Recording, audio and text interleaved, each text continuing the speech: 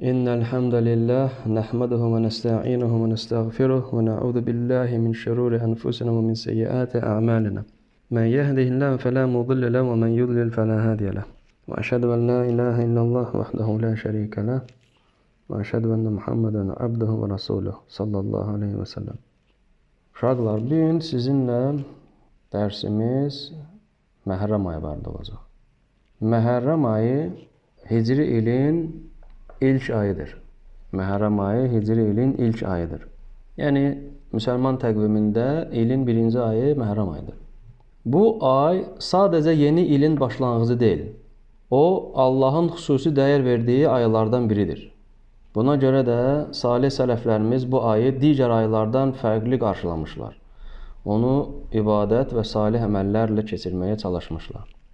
Uca Allah Quranda Tövbə surəsinin 36-cı ayəsində buyurur. İnne iddətəş-şuhuri indallahi 12 şəhran fi kitabillahi yevmə xalaqas-səmavati vel-arda minha arba'atun hurum. Zəlikəd-dinul qayyim fələ təzlimu fihinnə ənfusakum. Şübhəsiz ki, Allah yanında ayların sayı, Allahın göyləri və yeri yaratdığı gündən bəri Allahın kitabında 12 aydır. Onlardan 4-ü haram aylardır. Doğru din budur, elə isə bu aylarda özünüzə zülm etməyin. Deməli, fikir verdiniz, burada Allah Subhanahu ayədə dedi ki, il 12 aydandır və o 12 aydan 4-ü haram aylardır. Məhərrəm ayı həmən 4 aydan biridir, həmən o 4 haram aydan biridir. Bunlardan 3-ü ardıcıl gəlir. Zülqədə, Zülhiccə və Məhərrəm ayı. Bunlar 3-ü də dalbadal gəlirlər. Yəni, birinci Zülqədə gəlir, sonra Zülhiccə, sonra Məhərrəm ayı, yəni ardıcıl olaraq. 4-cü ay isə haram ayı, Rəcəb ayıdır. Haram ay deyəndə qadağan olmuş ay deyil, hörmət və ehtiramı daha böyük olan ay nəzərdə tutulur. Hər bir müsəlman bu 4 ayın müqəddəsliyinə xüsusi diqqət yetirməlidir. Abdullah ibn Abbas, Allah ondan razı olsun, demişdir, Allah 12 ay içərisindən 4 ayı seçərək onları haram aylar etmişdir və onların hörmətini daha da yüksəltmişdir. Bu aylarda edilən günahları daha ağır, salih əməllərin savabını isə daha böyük etmişdir. Abdullah ibn Abbas deməli bu sözlərə niyə bizə çatdırmaq istəyir, bizə öyrətmək istəyir?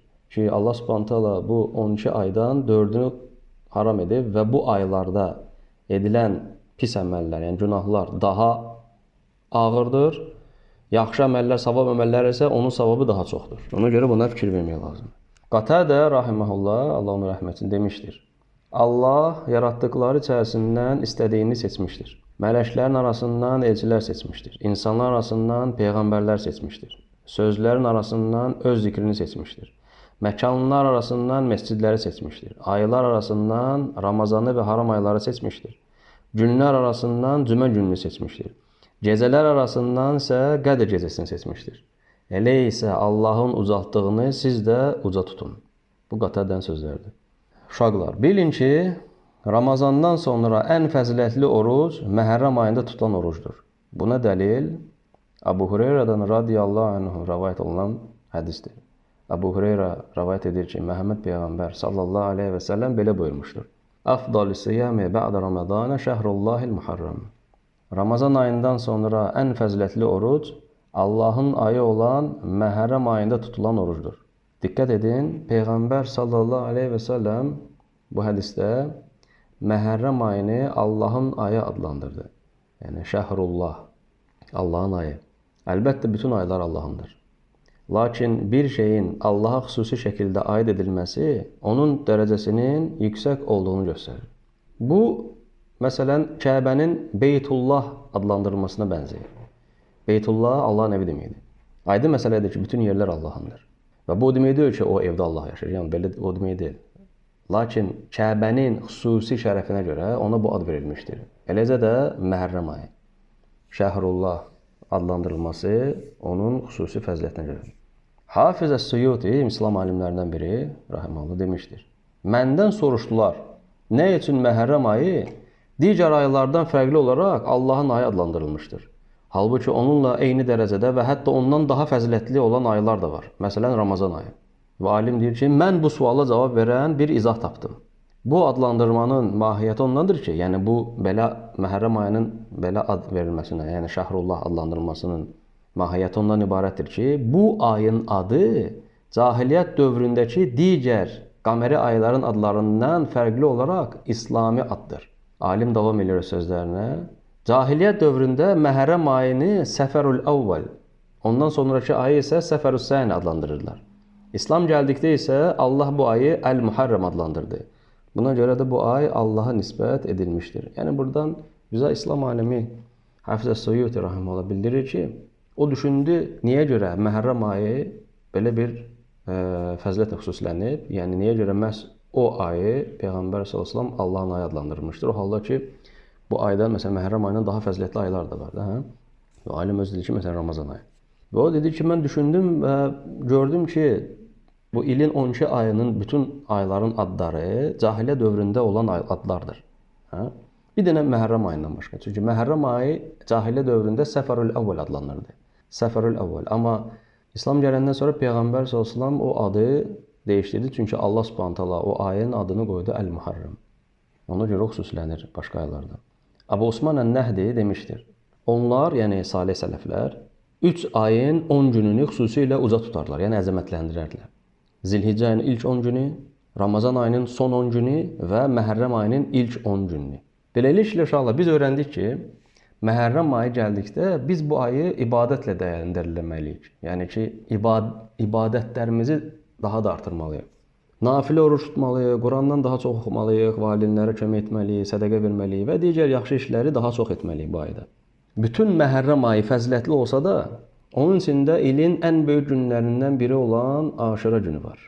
Deməli, Məhərrəm ayının ən məşhur günü Aşura günüdür. Aşura sözü ərəb dilində 10 mənasını verən sözdən gəlir. Çünki Aşura günü Məhərrəm ayının 10-cu günüdür. Deməli, Aşura günü Məhərrəm ayının 10-cu günüdür. Abdullah ibn Abbas radiyallahu anhuma rivayet edir. Ləmmə qədimən Nəbiyyə sallallahu aleyhi və səlləm əl-Mədinətə vəcədəl Yahudə yəsumunə yevmə Aşura. Fəqalə mə hədə? Qalu hədə yevmə azim. Hədə yevmən azim. Əncəllahu fihi Musə və qavməhu və əğrəqə Fir'aunə və qavməhu. Fəsaməhu Musə şükran. Fənəhnu nəsumuh. Abdullah ibn Abbas rivayet edir ki, Peyğəmbər sallallahu aleyhi və səlləm Mədinəyə gələndə Yahudilərin Aşura günü oruç tutduqlarını gördü və soruşdu, bu nə gündür? Onlar dedilər, bu böyük gündür. Allah bu gün Musanı və qövmünü xilas etmiş, Firavunu və onun qoşununu isə məhv etmişdir. Yəni dənizdə boğmuşdur. Musa da şükür olaraq həmin günü oruç tutmuşdu. Fəqalə Rasulullah sallallahu aleyhi və səlləm Fənəhnu əhəqqu və əvlə bi Musə minkum fəsaməhu və əmrə bi siyamih. Və Peyğəmbər sallallahu aleyhi və səlləm belə buyurdu. Biz Musaya sizdən daha yaxın və daha layiqik. Sonra özü oruç tutdu və insanlara da oruç tutmağı əmr etdi. Bu hədisin digər rəvayətində deyilir ki, Peyğəmbərimiz sallallahu aleyhi və səlləm belə buyurdu. Saməhu Musə şükran lillahi və nəhnu nəsumuh. Musa bu günü Allah'a şükür olaraq oruç tutmuşdur, biz də həmən günü oruç tuturuq. Bu hədisin başqa rəvayətində gəlir. Bu hadisə bizə mühüm bir dərs verir. Allah öz mömin bəndələrini heç vaxt tək qoymur. Yəni, hansı hadisədən gedir söhbət? Musa aleyhissalamla Firavunun hadisəsi. Nə vaxt ki, Musa aleyhissalam öz qövmü ilə yaxınlaşır dənizə və bəzi insanlar hətta deyirlər ki, artıq biz həlak olduq, Firavun bizim dalımız öz qoşununa gəlir, bizi öldürməyə, bizdə isə getməyə yer yoxdur, çünki dənizdən keçəmirik.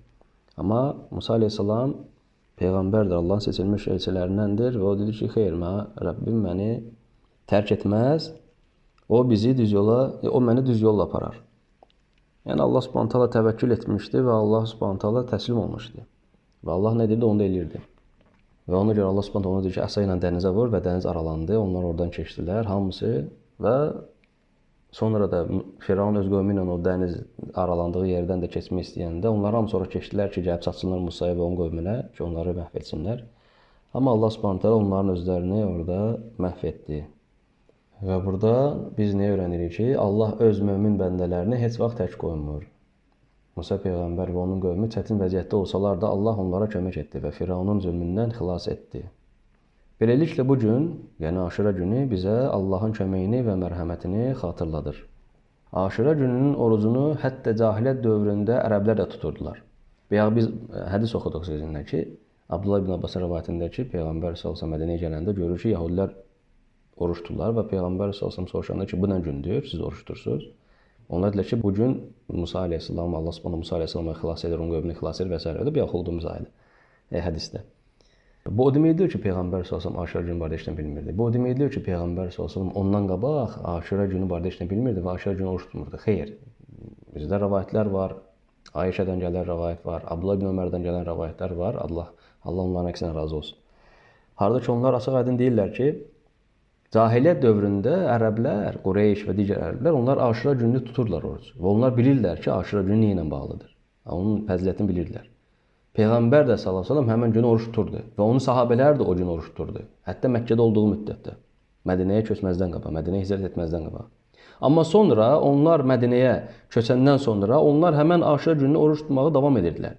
Lakin Ramazan ayının orucu fərz edildikdən sonra Aşura gününün orucu artıq vacib olmadı. Yəni artıq müstəhəb oldu. Kim istəyirdi tuturdu oruc, kim istəyirdi tutmurdu Aşura günü. Aydındır bu? Bu məsələni düzgün başa düşün. Aşura gününü Peyğəmbər sallallahu Məkkədə olduğu müddətdə artıq oruç tuturdu. Hətta ərəblər də, təsəvvür edin, cahil ərəblər də, o vaxtki müşrik ərəblər, Qureyş və s. onlar da oruç tuturlar Aşura günü.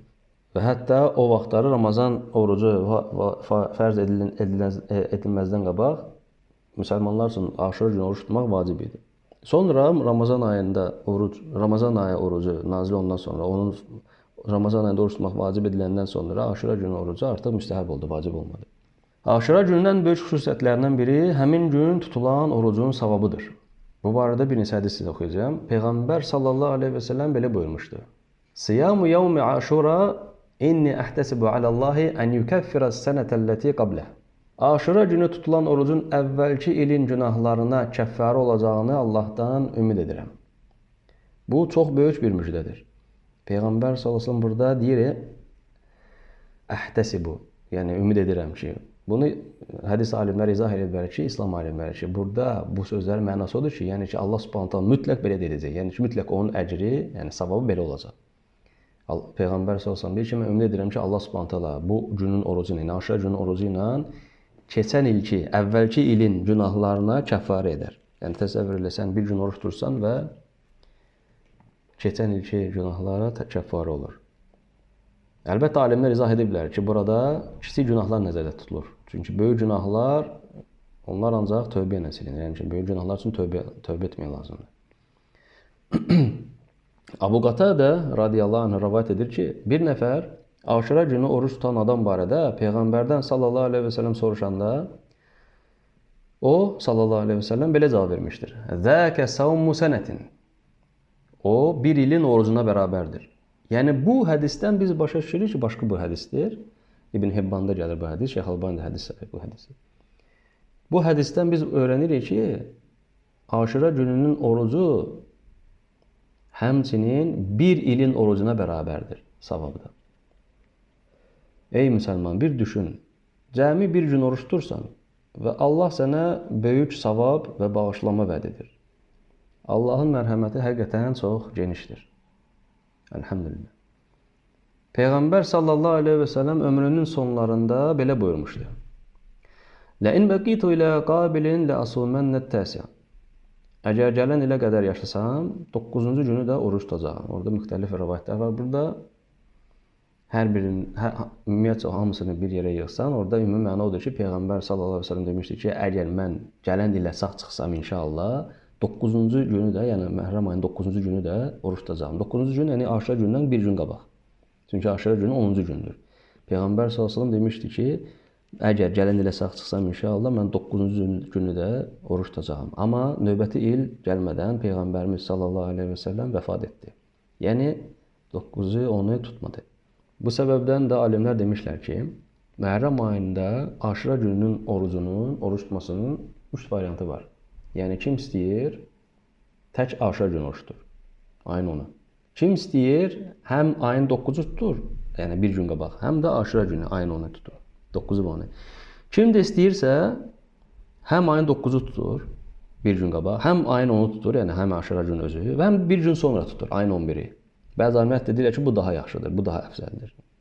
Hər bir halda, kim necə istəyir, oruç tuta bilər və xüsusən də Məhərrəm ayında oxuduğumuz hədisdə Peyğəmbər s.ə.v demiş ki, ən fəzilətli oruc Ramazan ayından sonra ən fəzilətli oruc Məhərrəm ayında tutulan orucdur. Deməli, biz Məhərrəm ayında nə qədər çox oruç tutsaq, bir o qədər bizim üçün yaxşıdır, düzdür?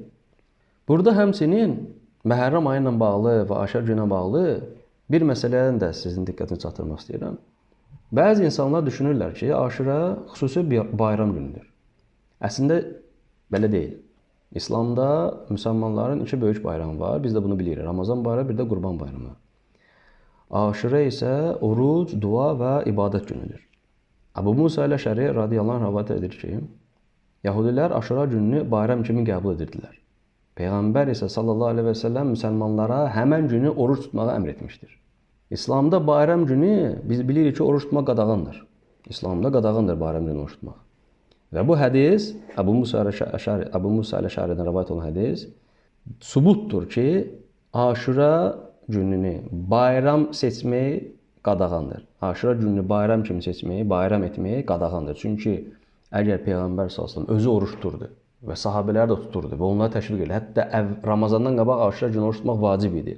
Sonra Ramazan ayında oruç tutmaq vacib olandan sonra Aşura günü orucu müstəhəb oldu. Hökmü dəyişdi də, yəni. Amma yenə də Peyğəmbər sallallahu Aşura günü oruç tutmağa davam edirdi və buna təşviq edirdi, rəğbətləndirirdi və hətta onun savabı barədə biz hədislərdə oxuduqda. Bu onu göstərir ki, Aşura günü bayram deyildi. Və onu bayram kimi qəbul etmək də olmaz. Çünki buna heç bir dəlil yoxdur.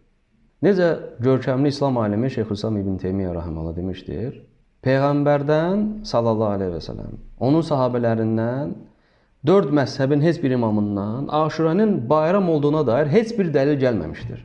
Heç bir etibarlı hədis kitabında buna dair heç bir rəvayət yoxdur.